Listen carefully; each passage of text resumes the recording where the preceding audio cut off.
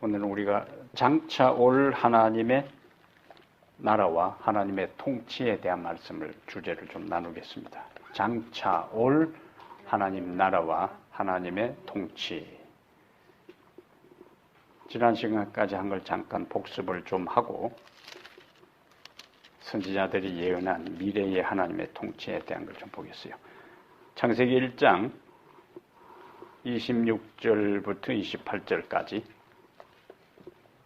하나님의 나라에 대한 원형적인 모습이 여기 1장 26절부터 28절에 있어요. 얼핏 읽으면은 그것이 잘 드러나지 않습니다. 그래서 이게 하나님 말씀이 얼마나 깊이가 있는지 창세기 1장 26절에 같이 읽습니다.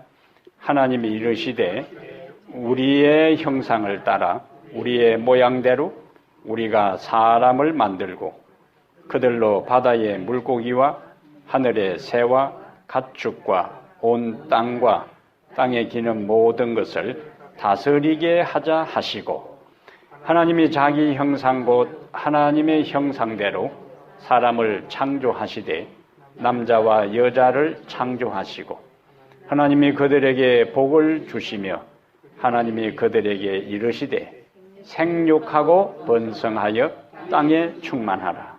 땅을 정복하라. 바다의 물고기와 하늘의 새와 땅에 움직이는 모든 생물을 다스리라 하시니라. 아멘. 여기에 하나님 나라의 3요소가 여기에 나와 있어요. 우선 하나님의 나라라 할 때는 항상 무슨 단어를 연기를 하라? 하나님 나라 할 때는 1차적으로 하나님의 다스림, 하나님 통치, 하나님 지배. 근데 여기 보세요. 첫 번째 26절에 하나님께서 인간을 창조한 다음에 뭐라고 말씀하셨냐면은 그들로 바다의 물고기와 하늘의 새와 가축과 온 땅과 땅에 기는 모든 것을 다스리게 하자 하시고 여기 다스림, 통치가 나와요. 그러면서 28절에 하나님이 그들에게 복을 주시며 하나님이 그들에게 이르시되 생육하고 번성하여 땅에 충만하라. 그러면 생육하고 번성하는 것은 누가? 사람. 생육하고 번성하는 1차적인 대상은 사람입니다. 왜냐하면 하나님이 그들에게 아담과 하와에게 복을 주시며 생육하고 번성하여 사람입니다. 사람. 그 다음에 땅에 충만하라. 땅을 정복하라. 여기는 첫 번째는 누가 나오고 사람이 나오고 그들이 사는 땅, 공간, 영토가 나오고 그 다음에 바다의 물고기와 하늘의 새와 땅에 움직이는 모든 생물을 다스리라 하시니라. 그러니까 나라를 구성하는 세 가지 요소가 나왔는데 첫 번째는 사람이 있고 사람. 국민이 있어야 돼요. 땅에 충만하라 했으니까 충만한 대상은 사람이고 그 다음에 그들이 사는 현장, 영토 그 다음에 그들은 살면서 다스림, 통치가 나와요. 그래서 나라를 형성하는 세 가지 요소는 사람, 국민, 그 다음에 영토, 그 다음에 주권 이 세 가지가 나라를 구성하는 세 요소다.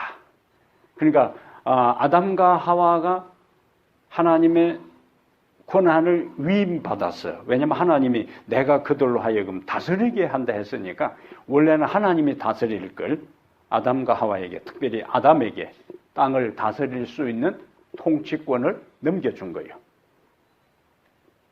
그러니까 최초로 이 지구가 죄를 범하기 전에는 하나님의 나라였다. 죄가 들어오기 전에 이 지구는 하나님의 나라였어요. 세 가지 요소가 다 이곳에 등장합니다.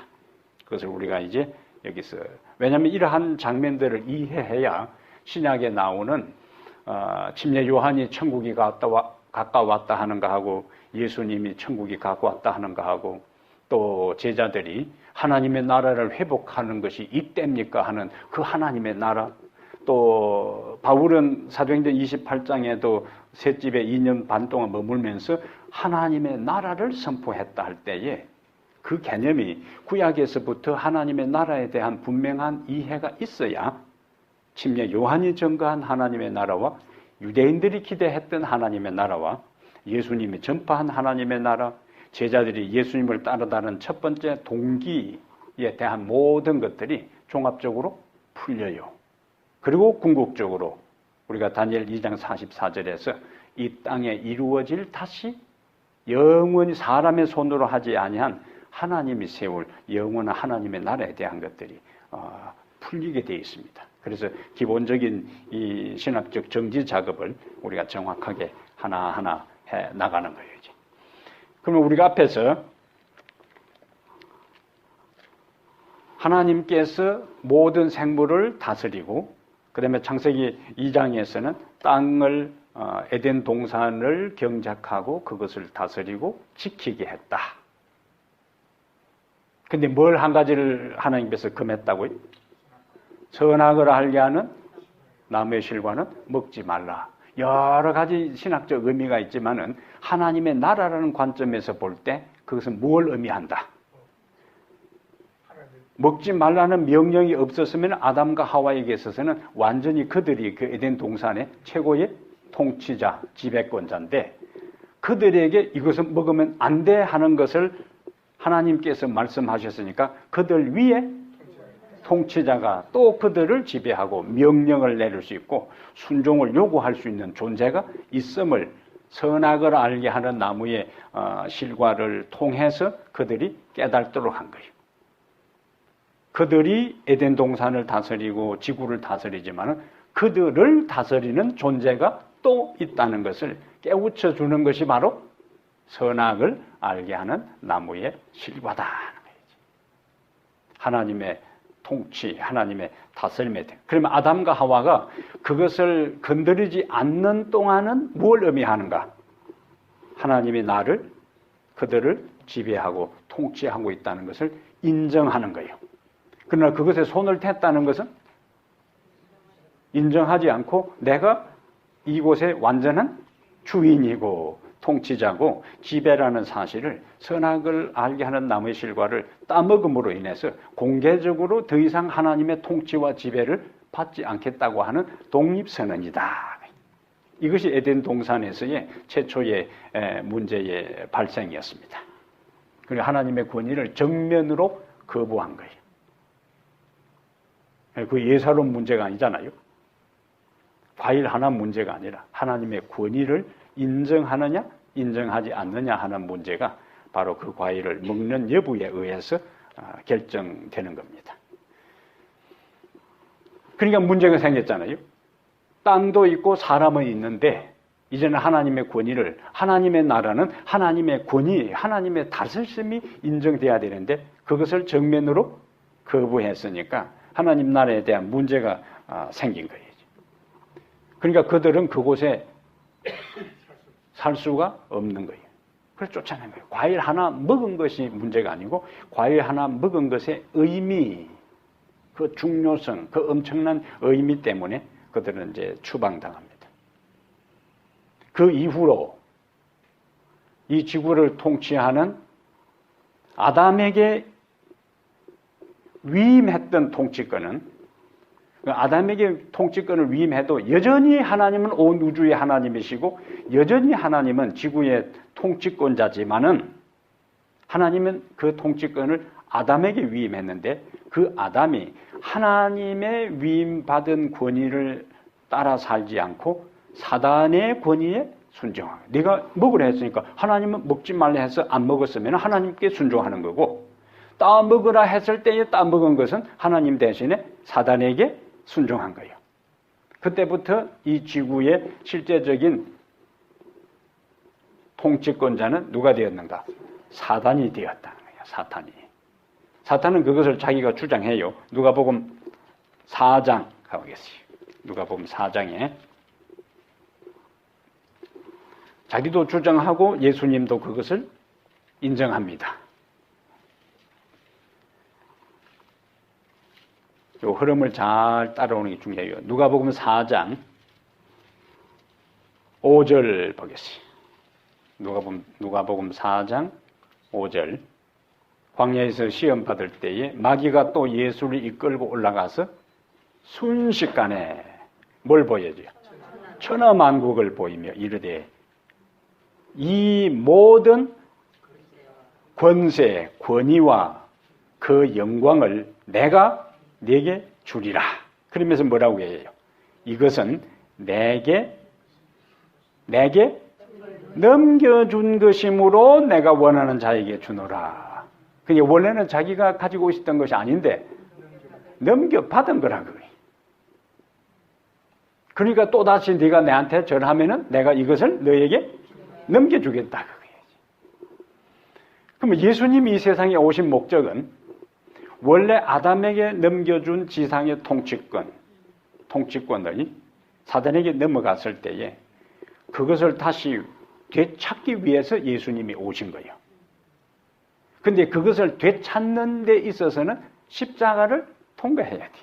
그냥 강제로 빼앗을 수가 없고 자기가 권위를 위임한 아담과 하와가 범한 그 죄에 대한 대가를 지불해야만이 다시 본래의 위치로 회복할 수 있기 때문에 그걸 위해 왔는데 사단이 여기서 빅딜을 제안하는 거예요. 네가 온 목적이 뭐냐 그거예요. 네가 온 목적은 아담이 나에게 넘겨준 이 권세를 다시 뭐 하기 위해서 회복하기 위해서 왔는데 그것을 회복하려면은 너는 뭘 통과해야 된다고? 십자가를 통과해야 된다. 그런데 그렇게 힘들게 하지 말고 내 앞에 한 번 절하면은 그냥 이거 십자가 없이 너에게 다 넘겨주겠다. 그래서 그것이 뭐가 되는가? 시험이 되는 거예요. 십자가라는 그 엄청난 것을 통과하고 회복하는 거하고 그거 없이 그냥 한번 절하고 회복하고 인간에게 돌려주는 거하고 그 두 사이에 예수님은 인간적으로 갈등을 겪을 수도 있습니다. 그래서 그것이 예수님에게 뭐가 될 수 있다고요? 시험이 될 수가 있는 거예요. 그러니까 여기 초점은 이 모든 권위와 그 영광을 내가 네게 주리라. 이것은 내게 넘겨준 것이므로. 그러니까 사단 스스로 이 지상에 대한 모든 통치권자임을 스스로 주장하는 거예요. 그럼 예수님은 그런 사단의 주장을 어떻게 했는가? 요한복음 12장에 사단 제 혼자만 그렇게 해서 소용없는 거예요. 요한복음 12장에 예수님께서 이제 십자가를 앞둔 상황에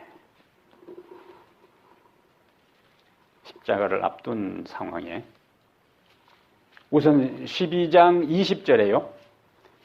명절에 예배하러 올라온 사람 중에 헬라인 몇이 있는데 여기 명절 6월절 곧 십자가에 예수님이 달려 돌아가실 그 시점이에요.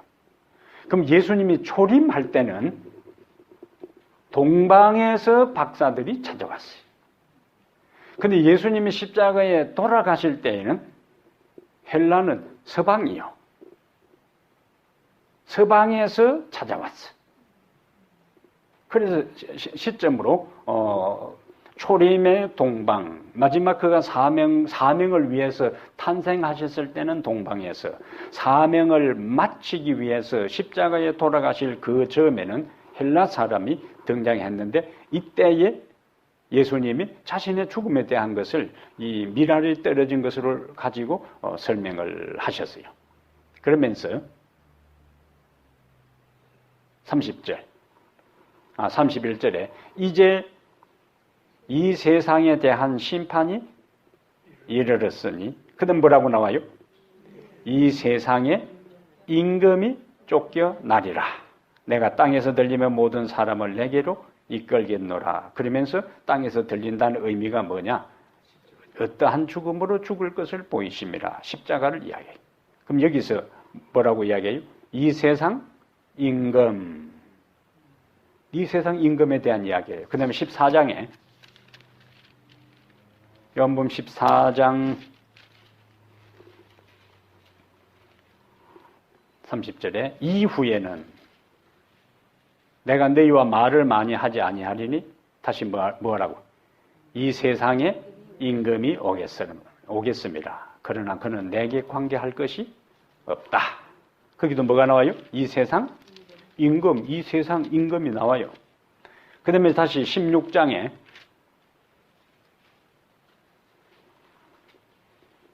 11절에 심판에 대하여라 하면 이 세상 임금이 심판을 받았습니다.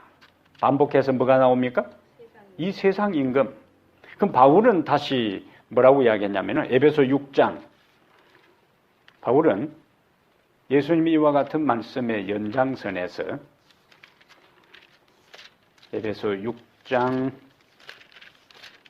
우리의 그리스도인의 영적 싸움을 이야기하면서 6장 12절 에베소 6장 12절에 우리의 씨름은 혈과 육을 상대하는 것이 아니요 통치자들과 권세들과 이 어둠의 세상 주관자들과 하늘에 있는 악의 영들을 상대함이라. 여기 보니까 이 어둠의 세상 주관자들과 그래서 마귀와 그의 졸개들을 이 어둠의 세상 뭐라고 불렀어요? 주관자라 불렀어요. 이 어둠의 세상 주관자라 불렀습니다. 그래서 아담과 하와가 범죄한 다음에는 하나님께 순종하지 않기로 인간이 결심하고 행동한 다음에는 이제는 점점 누구에게 순종하기가 쉬워지는가? 사단에게 굴복하기가 쉬워지는 거예요. 이제 점점점 그쪽으로 기울어지는 거예요. 그러니까 에덴 동산에서 나오자마자 가인과 아벨이 보세요. 그 형제가 그래서 옛날만 오늘날만 잔인한 시대가 아니라 에덴 동산에 아담과 하와가 타락하고 난 얼마 후에 보여. 동생을 들판으로 데려가서 돌로 때려주는 거 보세요. 얼마나 잔인합니까? 죄라는 것이 그만큼요. 삽시간에 인간을 뭐하게 만든 거예요? 망가뜨리버린 거예요. 제사 드리는데 동생은 하나님께서 불러낼 응답하고 자기는 불러 응답 안 했다고 그 몇몇 동생을 들판으로 불러내가지고 돌로 때려 죽였다니까. 와, 타락하고 난 지 얼마 되지도 않았답니다. 무서운 거예요. 죄가 그만큼. 완전히 한번 사단에게 굴복할 그때부터 사단은 집중적으로 인간을 심성을, 품성을 망가뜨리기 시작해요. 그러면서 어디까지? 노아 홍수까지 올 때 얼마만큼 악해졌는가? 그들의 마음에 생각하는 모든 것이 가끔 선한 것도 뭐 생각하고 또 가물에 콩 나듯이 나쁜 짓을 하는 게 아니라 생각하는 모든 것이 항상 악할 뿐임을 보시고 삽시간에 그러세요. 9.12 사태 때에 그 트윈스 빌딩의 쌍둥이 빌딩을 건축할 때는 얼마나 시간이 많이 걸렸겠어요. 깊이 기초를 놓으면서. 근데 붕괴되는 거는 한순간이에요. 우리가 영적으로 예수님을 닮아가고 믿음을 쌓아가는 것은 갑자기 되지 않습니다. 오랜 시간이 걸려요. 그러나 무너지는 것은 한순간이요. 무너지는 것은 한순간입니다. 망가지는 것은 한순간이에요. 그래서 우리는 끊임없이 자신을 경성하고 자신을 살피고 한 단계 하나님께로 나아가야지. 그렇지 않으면은 천하 없이 옛날에 아무리 믿음이 있던 삶을 살고 헌신하고 봉사하는 삶을 살던 사람이라도 그 사람이 이전의 모습보다 더 악한 상황으로 망가뜨려지는 것은 순식간이라는 거죠. 노아 홍수의 상황은 그것을 우리에게 시사해 주고 있습니다. 마음에 생각하는 모든 것이. 그래서 하나님께서 안 되겠구나. 하나님께서 얼마나 속상하고 힘들었으면은 사람 지으셨음을 한탄하사. 그것은 하나님은 뭐 하나님은 후회하시는 것도 없고 한탄하는 것도 없어요. 하나님이 후회하면 오판한다기 때문에 문제가 생기는 거예요. 그것은 인간적인 언어로, 용어로, 표현으로 하나님이 얼마나 속상하고 힘든가 하는 것을 사람 지으셨음을 한탄하사 내가 지면에 있는 모든 사람을 썰어버리리라는 것은 하나님의 그 힘든 마음을 인간적인 용어로 그렇게 표현을 한 거예요. 다 제거했어요. 그런데 다시 사람들이 그래서 이 죄성이라는 게 근본적으로 우리가 예수님께서 오실 때에 이 썩을 것이 썩지 아니할 것으로 이 죽을 것이 죽지 아니할 것으로 홀연히 변화되기 전까지는 모든 인간의 마음 속에 이 죄성이라는 것이 남아 있어가지고 언제 그것이 다시 확대돼 가지고 커질지 모르는 거예요. 그럼 아담과 하와, 이 노아의 후손들 경우에는 그 120년 동안 얼마나 혹독한 시련을 겪으면서도 배를 만들고 믿음으로 그 방주에 들어간 사람인데, 그러면 죄가 그냥 없어질 뻔도 한데, 그런데 사람들이 땅 위에 번성하기 시작할 때에 바벨탑을 쌓기 시작하는 거죠. 그 우리 인간의 잠재된 죄성이 다시 발동하기 시작했는데, 그것은 똑같아요. 죄라는 것은 형태만 다른 형태로 나타나지 그 기본 뿌리는 똑같습니다. 아담과 하와가 그것을 금지된 것을 따먹을 때 그것은 하나님의 권위를 거부하고 자기 스스로 자존하겠다는 그 모습이 바벨탑을 쌓는 사람들이 자 우리가 그 탑을 대를 쌓아 어디까지 닿게 하자고? 하늘까지 닿게 하자. 원래는 예수를 믿음으로 하나님의 은혜로 하나님께서 그들을 구원하셔야 어디에 이를 수 있냐면은 하늘에 이를 수 있는데, 그 하나님 도움 상관없이 하나님 도움 필요 없이 우리 스스로 쌓아가지고 어디까지 가자고요? 하늘에 가자는 이야기예요. 철저하게 하나님의 도움과 하나님의 존재와 근위 없이 자기들의 노력과 수고를 통해서 인간을 구원을 시도하려고 하는 철저한 행함 위주의 그 모습이 거기서 나타나는 거예요. 탑 쌓은 것 자체가 문제가 아니에요. 그들의 탑을 쌓은 동기. 아담과 하와가 선악과를 따먹은 동기, 의도, 목적처럼 그들이 탑 쌓는 것 자체가 문제가 아니고 왜 탑을 쌓았느냐 그거는 하나님 관여하지 않아도 하나님 도와주지 않아도 우리 스스로 하늘에까지 이르겠다는 그 인간적 시도가 탑을 쌓을 때에 내재된 원인이었다는 거예요. 그 이후로 하나님께서 그들을 흩은 다음에 그들은 각 지역에 흩어져서 인간 중심의 나라를 건설하기 시작합니다. 철저하게.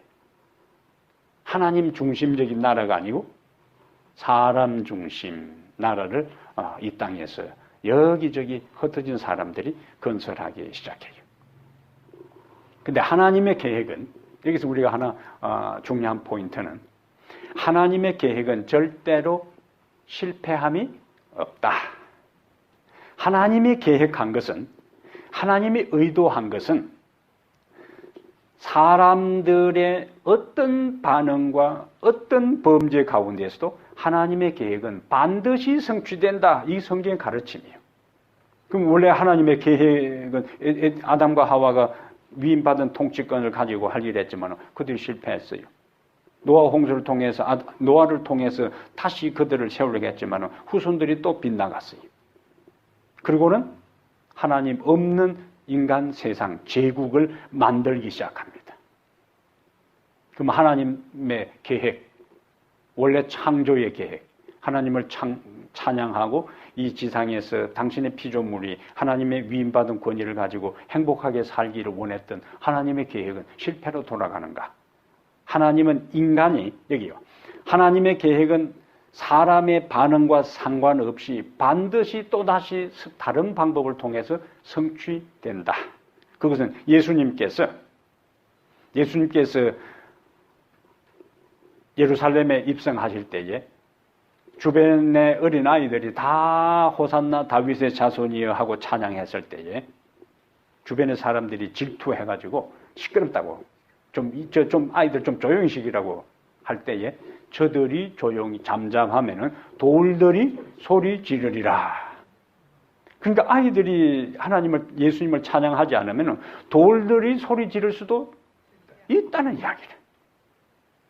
이것처럼 하나님의 계획에 인간이 협조하고 반응하고 순응하면 하나님의 계획도 성취되고 그 하나님의 계획에 협조하고 반응한 사람도 구원을 받고 축복을 누리고, 하나님의 계획에 반응하지 아니하면 하나님은 다른 사람, 다른 조직, 다른 단체, 다른 물질, 다른 어떤 걸 통해서 하나님의 계획은 성취하되 그것에 협력하지 아니한 사람들은 버림을 받는 거예요.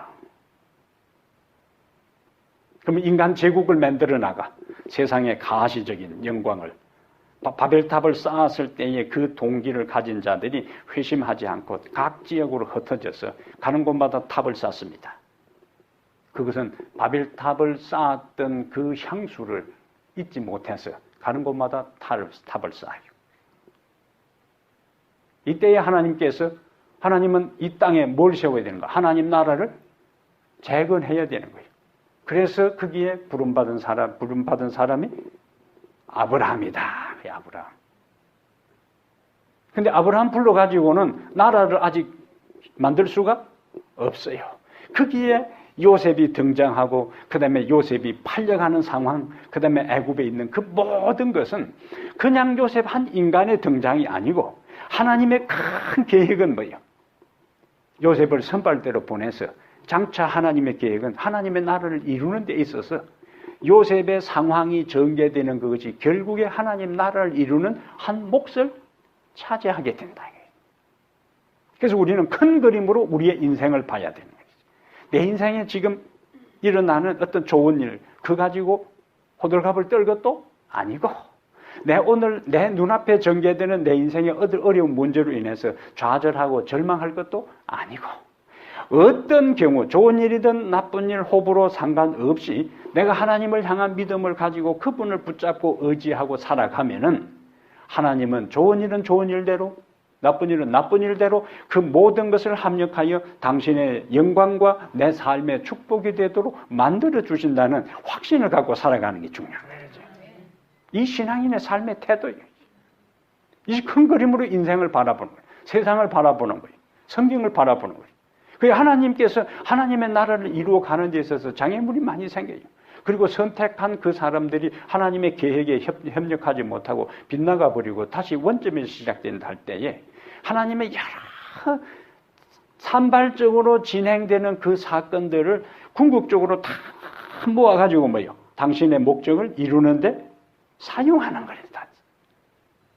그럼 요셉이 자신에게 주어진 그 절망적인 비극적인 운명 앞에서 좌절하지 아니할 수 있었던 것은 형제를 원망하지 않고 자기 신세를 한탄하지도 않고 그냥 같이 일하는 노예다라고 날마다 그냥 주먹다짐 해가지고 또 감옥에 끌려갔다가 어디 터지고 그런 상황이 아닌 것은 내가 노예로 팔려온 이 일에 있어서도 지금은 내가 모르지만은 하나님의 계획과 섭리가 있을 것이다. 그 하나님의 계획과 섭리는 내 한 개인의 인생에도 그런 섭리와 계획이 있을 것이고 당신이 이 땅에서 이루고자 하시는 큰 하나님의 나라를 이루어 가는 데 있어서도 내가 이곳에 지금 팔려온 이것을 통해서 무언가 당신의 뜻을 이루는데 내가 한 역할을 감당하게 될 것이다. 그에 대한 믿음과 확신이 있었기 때문에 자신에게 주어진 현실의 감옥에 끌려가든지 오해를 받든지 그 숱한 난관 속에서도 그가 절망하지 않을 수 있었던 비결이었다는 거예요. 그럼 그 선발대로 갔을 때에 나중에 가족 초청으로 70명이 가서 한 번에 우리는 뭐 우리의 형제들 한 명 한 명 개우고 초청하지만은 이 뭐 요셉은 총리니까 이 왕의 직권으로 그냥 70명이 한 번에 그냥 비자도 없이 그냥 데리고 오라고 하니까 70명의 집단 가족 이민을 애굽으로 가잖아요. 근데 그것이 장차 아브라함에게 가나안 땅에서 하나님의 나라를 이룰 것에 대해서 거기서 사람이 인구가 정식되게 하는, 증가되게 하는 출발이 되고 이미 가나안 땅을 있습니까? 그리고는 그들을 그 땅으로 이끄는 겁니다. 그럼 여기서 땅도 준비되어 있고 또 뭐가 있어요? 백성도 준비되어 있어요. 그럼 핵심적인 것이 뭐예요? 항상 주권이요. 그것이 이제 출애굽기 15장이에요. 출애굽기 15장에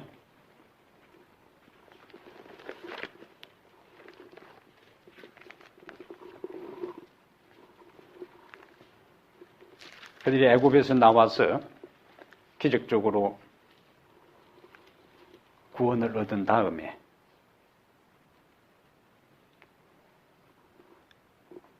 출애굽기 15장 17절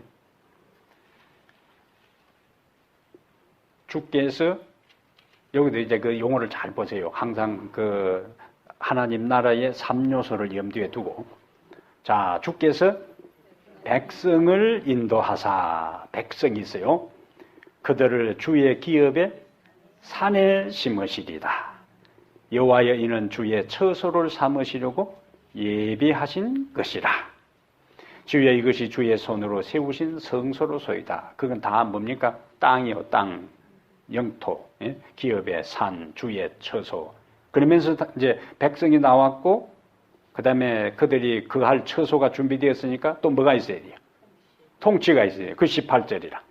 여호와께서 영원무궁하도록 다스리시도다. 아, 이게 이제 하나님의 나라는 관점에서 보니까 그렇게 보이기 시작하잖아요. 이제. 요소가 여기 다 나오는 거죠.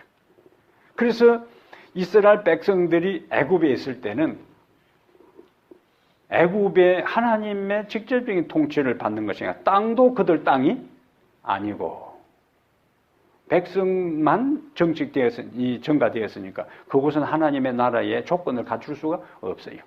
그래서 사람이 준비되었을 때에 가나안 땅으로 이끌어서 그 다음에 누구의 통치를 받도록 하나님의 통치를 영원히 받도록 그렇게 섭리한 것을 보게 돼요.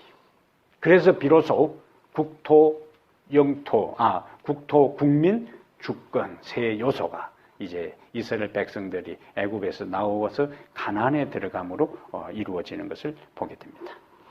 최근에 한국의 이 역사를 보는 관점에도 좌파 역사학자가 있고 우파 역사학자가 있어요. 근데 동일한 우리 한국의 역사를 어느 관점으로 접근하느냐에 따라서 완전히 결론이 달라요. 그럼 이제 지금 문재인 정권이 다스리는 한국의 좌파 역사학자들은 대한민국이 언제 건국되었는가에 대한 것들을 관점이 달라요.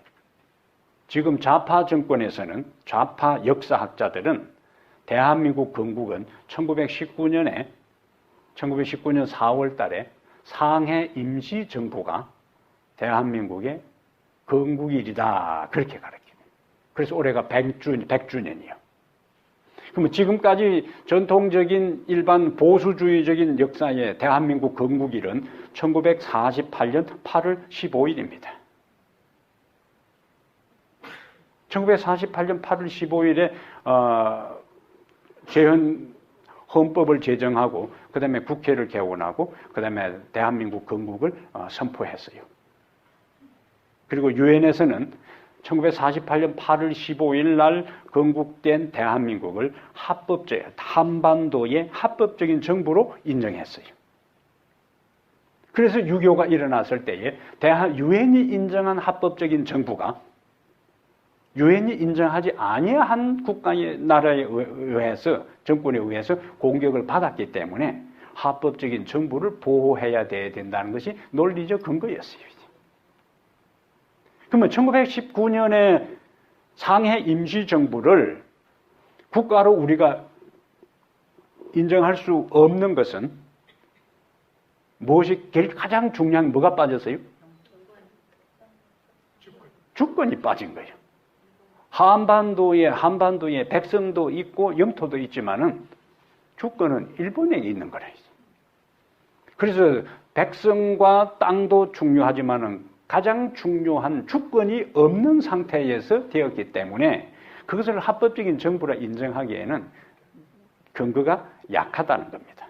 그러나 1945년에 강복이 되어서 주권을 되찾고 법적인 모든 절차를 헌법을 만들고 국가 요건을 갖춘 다음에 그것을 공식적으로 선포했을 때에 비로소 국토, 국민, 주권의 3요소가 다 구성 요건을 갖추었기 때문에 대한민국이 등장했다고 보는 게 타당성이 있다는 거예요.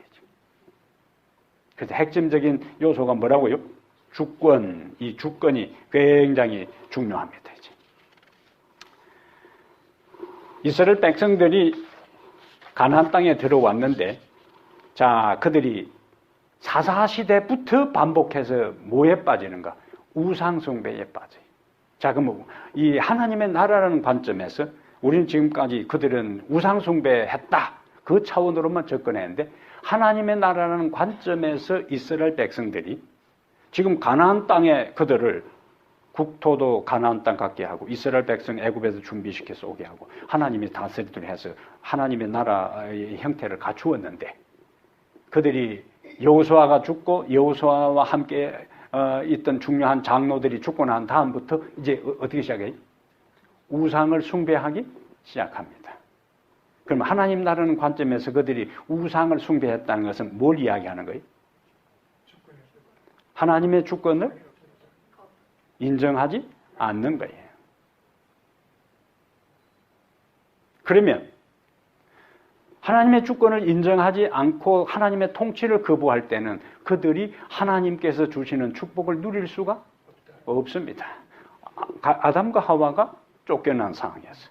그 다음에 노아 당시의 사람들처럼, 그 다음에 노아 홍수 이후에 바벨탑을 쌓았던 사람들처럼 하나님의 절대 주권을 인정하지 않을 때는 하나님은 자신의 존재와 권위와 영광을 인정하지 않는 자들에 대해 하나님이 계속적으로 축복을 주실 수가 없는 겁니다. 축복을 주는 것만큼 그들은 그 축복을 주신 하나님께 영광을 돌리는 대신에 다른 악용하고 다른 데 사용하기 때문에 하나님은 그렇게 하지 않는 거예요.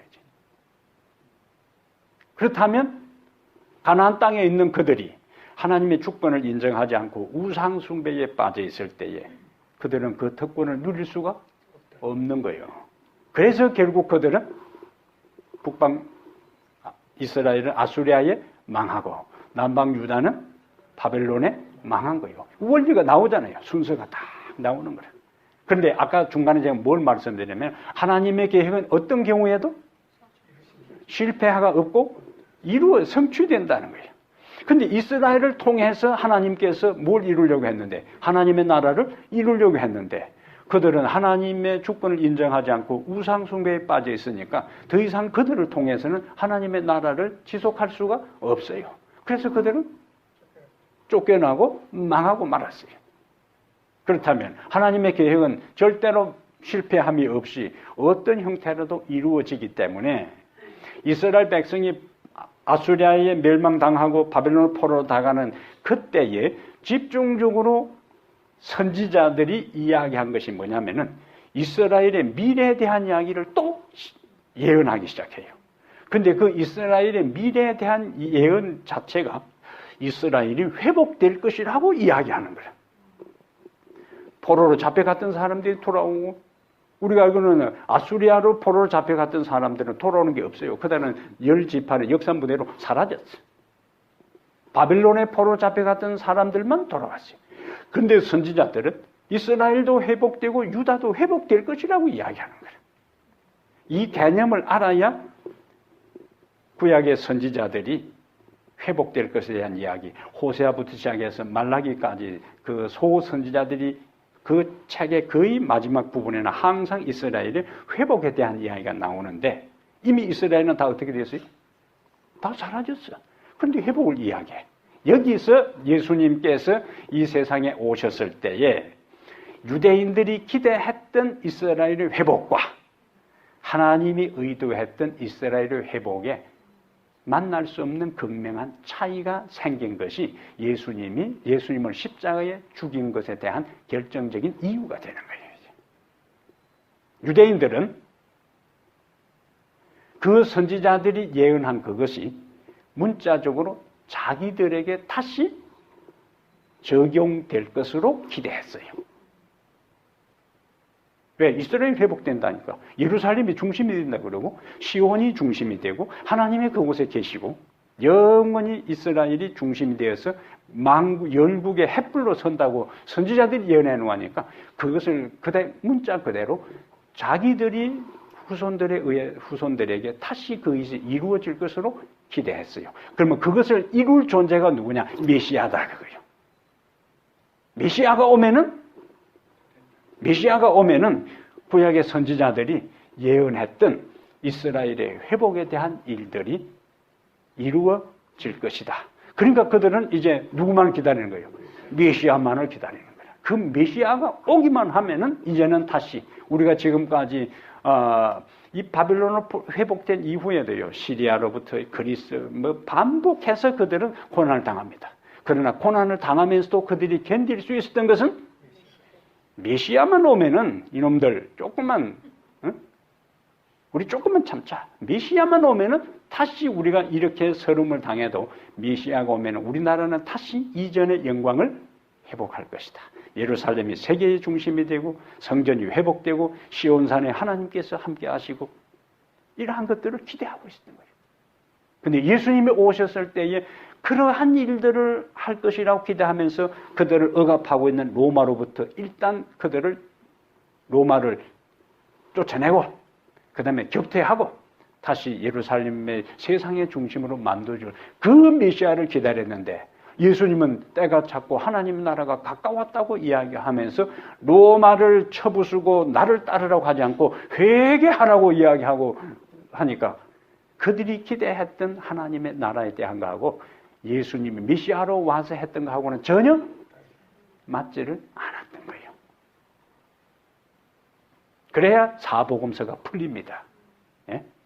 왜 예수님을 유대인들이 그렇게 지도자들이 집요하게 그렇게 반대하고 제사장들과 서기관들과 바리새인들과 장로들이 주동이 되어서 그렇게 집요하게 예수를 반대하고 그 다음에 결국에 예수를 십자가에 처형시켰느냐 하는 것은 하나님 나라에 대한 그것이 예수님이 의도했던 하나님 나라와 구약의 선지자들이 이야기했던 그 예언에 대한 해석에 있어서 그들이 잘못 오해하고 있었던 겁니다. 그래서 동일한 하나님의 말씀이라도 그 하나님의 말씀을 우리가 어떻게 이해하고 해석하느냐에 따라서 이처럼 엄청난 차이가 나타나기 때문에 성경이 의도했던 것을 바르게 이해하는 것이 얼마나 중요한지 모릅니다. 예? 말씀을 하나님이 원래 의도했던 대로 정확하게 이해하는 것은 우리의 운명을 바꾸어 놓는 거예요. 그냥 성경 들고 이리 해석해도 저리 해도 되는 게 아니에요. 똑같이 유대인들이 구약의 선지자들의 이야기를 들어도 예수님의 의도하고 이해했던 거와는 전혀 딴판으로 그것이 그들에게 적용했기 때문에 하나님의 아들을 죽이는 그 엄청난 일들, 실수를, 범죄를 저지를 수 있었던 것은 하나님의 말씀을 제대로 이해하지 못했기 때문에 그런 거예요. 다음 시간에 이제 유대인들이 기대했던 하나님의 나라, 제자들이 기대했던 하나님의 나라, 침례 요한이 회개하라 천국이 가까웠다 그러고 예수님께서도 회개하라 천국이 가까웠다 그러고 천국은 여기 있다 저기 있다 말하지 않고 너희 안에 있다고 했을 때에 그것이 무엇을 의미하는가 하는 것을 우리가 다음 시간에 살펴보겠습니다. 오늘 저희가 우리가 정리할 것은 하나님의 계획은 어떤 경우에도 실패함이 없다. 하나님의 계획은 어떤 경우에도 실패함이 없고 하나님의 계획에 인간이 반응하고 순종하고 연합하면은 하나님의 계획도 성취되고 연합한 그 사람도 축복을 받고 하나님의 계획에 반응하지 아니할 때에는 하나님은 또 다른 사람을 통해서 그것을 이루어가고 협력하지 아니한 자는 버림을 받는다는 것. 그것이 에덴 동산으로부터 시작해서 이스라엘 역사에 반복적으로 주어진 교훈입니다. 마찬가지로 오늘날 이 교회에 속해 있는 우리들을 하나님께서 사람을 통하여 당신의 사업을 이루어 가십니다. 사람을 통하여 이루어 가시지만은 사람에게 매달리지는 않는다고요. 왜? 어린아이들이 소리 안 지르면 노래 찬양하지 않으면 돌들을 통하여도 소리 지르게 하실 수 있는 하나님이 당신의 이 세상의 목적을 하나님 나라를 회복하는 일에 있어 누가 협력하기를 원한다고요? 우리가 협력하기를 원하는 거예요. 우리가 협력하면 하나님의 목적도 달성되고 우리도 축복을 누리고, 우리가 협력하지 아니하면은 다른 생각지도 아니한 사람을 통해서 하나님은 또다시 당신의 일들을 이루어 가시고, 협력하지 아니한 자들은 버림을 받는 겁니다. 그럼 우리의 선택은 명확한 거예요. 그 하나님과 뭐예요? 믿음으로 연합하고 협력하고 그분의 가르침을 원래 의도한 그대로 제대로 이해하고 깨닫고 해석해서 그분의 말씀에 보조를 맞추고 우리가 협력하고 살아갈 때 그분은 영광을 받으시고 우리도 축복을 누리게 될 것입니다. 이왕 예수 그리스도를 믿기로 선택하고 이왕 이 교회에 속해 한 일원이 되었다면 하나님께서 우리를 통하여 일하시도록 협력하는 게 낫지, 제대로 하지도 않고 어영부영하다가 버림받고 다른 그 누구를 통해서, 다른 그 어떤 사람, 어떤 교회를 통해서 당신의 일들이 이룬다면 버림받은 자가 되고 마는 것이고, 슬피 울며 이를 갈미 있으리라는 비극의 주인공이 되는 겁니다. 슬피 울며 이를 가는 사람들이 아니라 하나님의 영역 안에서 그분을 찬양하고 영광 돌리고 그분께 찬양 돌리는 기쁨의 그 현장에 우리 모두가 함께 있게 되기를 간절히 바랍니다. 우리 하나님 아버지, 이 저녁에 또 분주하고 바쁜 일상의 삶 가운데서도 하나님 앞에 나와 우리 하나님의 말씀을 경청하고 우리 자신들을 되돌아보고 또 살펴볼 수 있도록 시간을 주시니 감사합니다. 아버지, 우리가 성경을 읽을 때에 성경의 깊은 의미를 제대로 이해하고 해석하고 깨달을 수 있는 깨달음을 주시옵소서. 성령 하나님께서 우리에게 지혜를 주셔서 말씀의 큰 그림을 보고 전체적인 하나님의 구속의 경륜의 흐름을 깨닫고 그 경륜의 역사 속에 내가 어디에 있어야 하며 어떤 자리에 앉아야 하며 내가 무슨 역할을 감당하고 어떻게 하나님의 사업에 협력하고 조화를 이루어야 할지를 진실로 잘 깨달을 수 있는 지혜로운 자들이 되게 해 주시옵소서.